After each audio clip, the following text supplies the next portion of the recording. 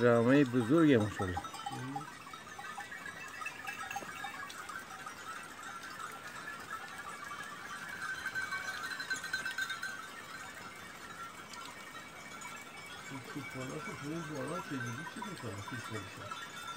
اینا یه جور بارونی داره،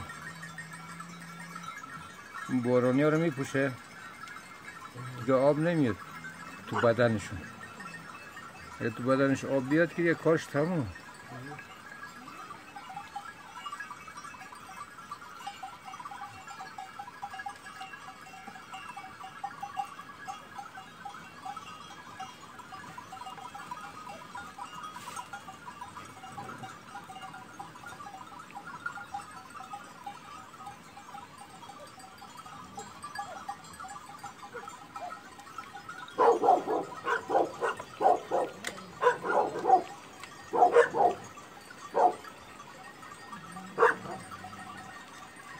ماشاءالله.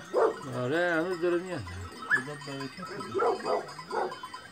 یه دونه از اینا رو بیریم سر ببریم دیگه. اینا رو بیریم سر ببریم.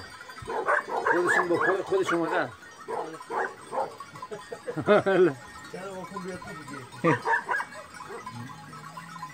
نه غفار قرار بود بیاره یه دونه از پایین. از مال خودش. آره خودش داره.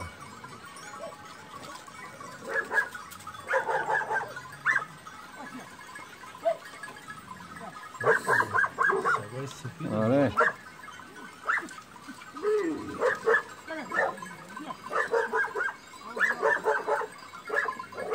چند تا سگ؟ آره زیاد داره، سگ زیاد داره.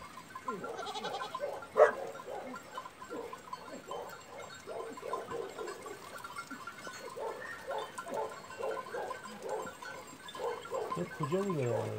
اینا رو میبرم پایین دیگه یواشاش، چون از این باید سرد میشه دیگه، نمیتونن اینجا چرا بده.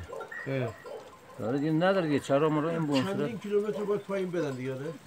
آره اینا بهار که میشه میاد بالا، این موقع دیگه میره پایین.